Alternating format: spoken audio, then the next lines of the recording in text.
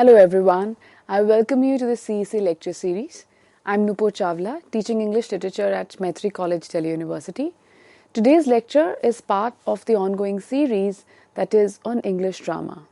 And today's lecture is titled The American Dream by Edward Albee. Now, you see, when you look at the title, The American Dream, this is the title of the play by the American playwright Edward Albee. Now, you see, you might somehow wonder that, the moment we think of Edward Albee, certain other plays come to mind, the foremost being Who's Afraid of Virginia Woolf, right? So, there are, always those works which are sometimes directly characterized or associated with the writers or playwrights or poets for that matter. But yet, there are certain other works as well that, may not have gotten so much of attention, and yet they do have lots to tell us about, the playwright, about their style, and a lot more. So this play, which is The American Dream, is one such play by Edward Albee. It is, part of one of his early plays. We're going to talk about that at length. But first, let's take a look at the background of the playwright Edward Albee. So, as I said, that he is an American playwright who was born in 1928 and was around just until the other day, that is until 2016, right? So we see that how he's a 20th and 21st century playwright for that matter, so almost a contemporary, right? Largely, his works are considered, as explorations of the modern condition of humans, right? Now, what do we mean by the modern condition? Modern condition means, in fact, the word modern can be interpreted in multiple ways. But if we look at it in terms of, temporally, then modern is anything which is, one can say, 20th century and later.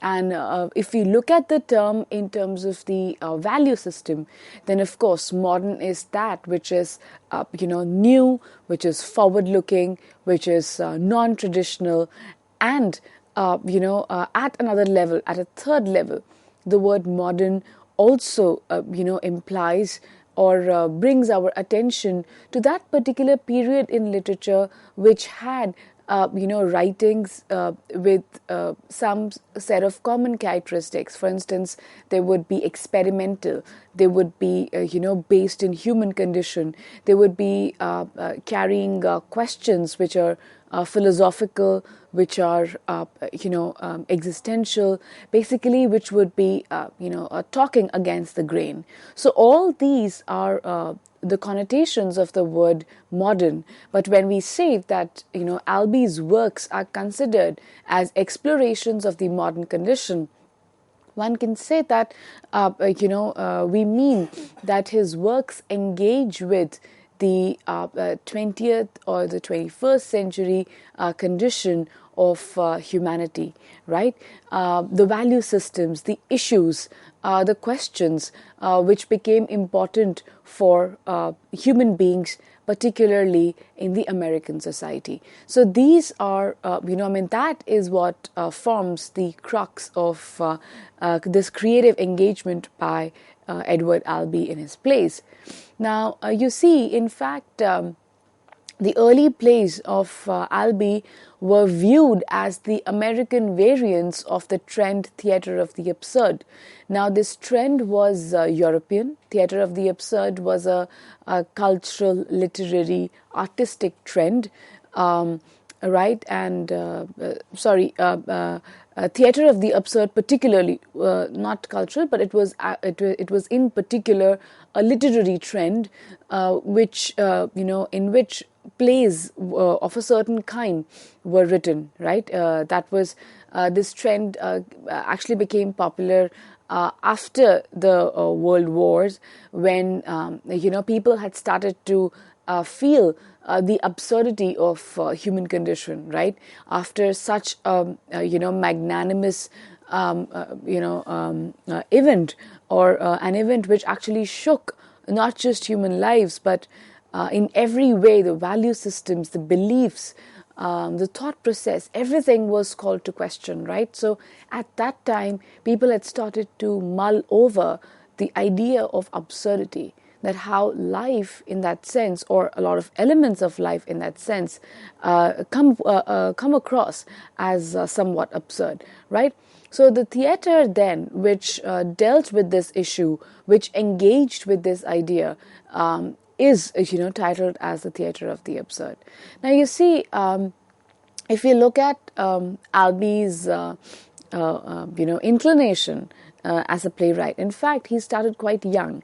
So he was about 12 when he had written his first play, and it was a 3-act farce called The Alley Queen, right? So we know that we are reading a playwright who was not just writing for for money, but in fact was quite passionate about this creative endeavor of his, and started quite young, right? Now you see, in 1958, just before his 30th birthday, Albee finished the Zoo Story, which is a long 1-act drama that launched him as a playwright, right? So around 1950s, or the late 1950s, is when that he starts to write, and the Zoo Story was the foremost work by him, right? Now it did receive critical attention, but wasn't very popular in that sense. Yeah, it explores, as I was just now telling you, themes of isolation, loneliness, miscommunication, social disparity, and dehumanization in a materialistic world. Now you see, these were the themes that were becoming important at this point of time. Once the wars were over, man felt disconnected from surroundings. People felt at a loss. They could not find meaning in lives in that sense. But you see, at another level, we also saw that there was a huge technological advancement. We saw that with the coming of the atom bomb during the wars, etc. So technology was also, kind of gaining ground around that time. And with that, there was an overall transition, in the tenor of life as well. So in a materialistic world, so there was a shift from from a natural human-centered approach to life to a very money-centered approach, right? So when such a thing was happening, when such a critical shift was happening, humans, of course, felt alienated, they felt isolated, they were compelled to make sense of this new condition that was, building up around them. So all this experience then is captured in the plays that were written in the late 50s onwards, right? And the absurdity is one part of this trend, which was creatively explored by the writers and playwrights, and of course artists for that matter, right? So that's about Edward Albee and his background. Now moving on to the text which is in discussion today, that is The American Dream. Now you see, it was written by Albee in 1959, and it was written along with the play which we just now talked about, that is The Zoo Story, right? So it was written in 1959 and it was produced in 1961. And the play examines the American society and value system of the time. Now, if you connect it to what we just now discussed, that this was the trend of the times. That is, where the value system was being examined, questions were being posed about about human condition, about day-to-day living, etc. So that is what gave fodder to the creative output at this point of time, right? And in fact, Edward Albee, in the preface to the play, also somewhat echoes this sentiment. So let's see what he says. I'll just read out a quote by him. He says, "It is an examination." It here refers to the play, The American Dream. The play, or it, is an examination of the American scene, an attack on the substitution of artificial for real values in our society, a condemnation of complacency, cruelty, emasculation, and vacuity. It is a stand against the fiction that everything in this slipping land of ours is peachy keen, unquote. Now you see, Edward Albee is spelling out his intent in no uncertain terms. Of course, it's a long quotation and it requires some consideration. Now, the first thing that he says is that this play is an examination of the American scene, right? So, which means that that he is looking at the American context of the time, which is around the 1950s, right?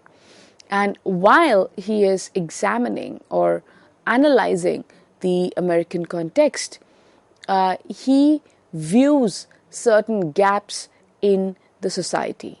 And those gaps then are taken up for a very sharp critical inquiry for that matter. So that's why he says that there is an attack on the substitution of artificial for real values in society.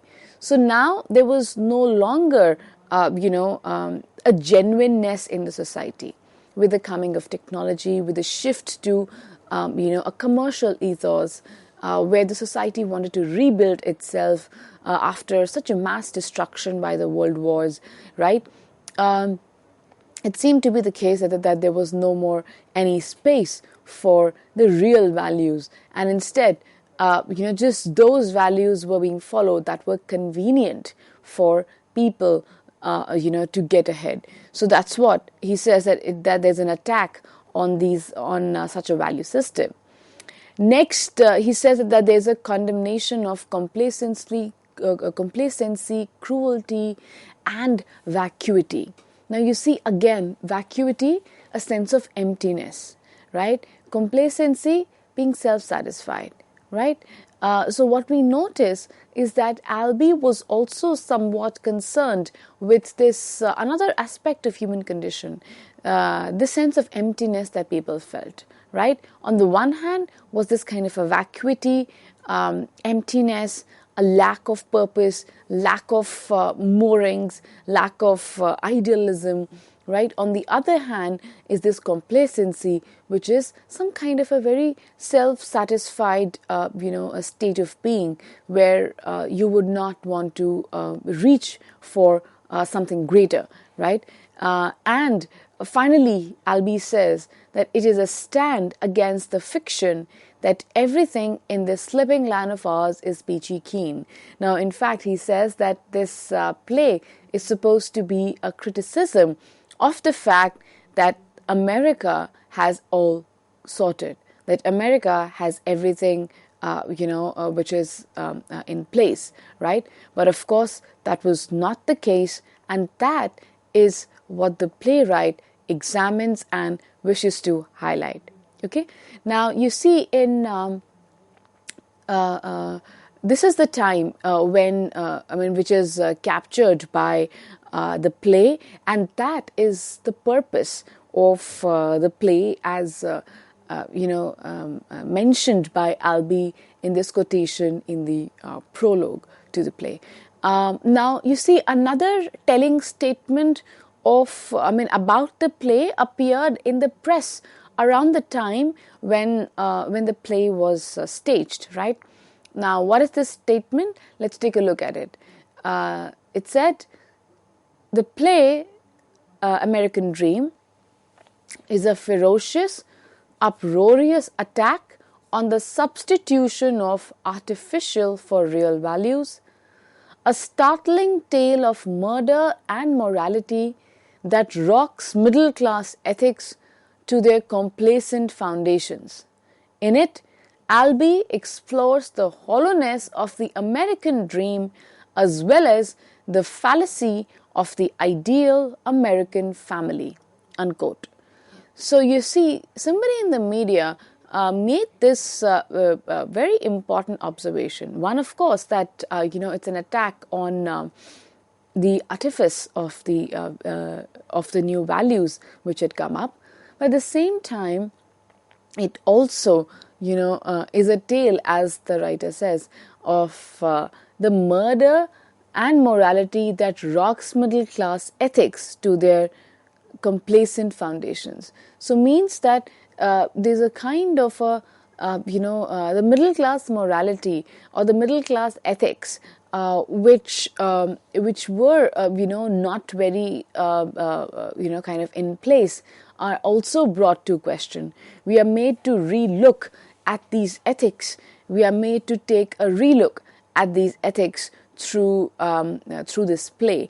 And also, of course, very, very importantly, as in his quotation also, Albee says that I want to highlight that how it is, our country is not a land that is, as he says, peachy keen. So it means that, that kind of a pride, the American pride, which is associated popularly with the American dream, is then again brought into question, and he, Edward Albee, makes us rethink about the concept of American dream and also the ideal American family. He calls all these assumptions into question through this play, right? So quite true to the ethos of the times then, this play is a very, very deep questioning of the American context of the time, right? So as you can see, on your screens, this is a little snippet from a stage production of the play. You see two women sitting over here. As we discuss the characters, you see one is the mother and the other one is a lady whose mother she is. So I mean, so one character is called mother and the other one is called grandma, while grandma is actually the mother of this woman, right? So this scene very clearly, kind of gives you a glimpse of the fact that how the play deals with the middle class American household and is somewhat taking a dig at the artifice of their lives and the hollowness or the vacuity of living which is associated with this section of society, right? So all this we notice being done in the play, and in fact quite true to the tradition, this play does not have very many characters. Yeah, we just have 4 characters. This setting also is somewhat minimalistic.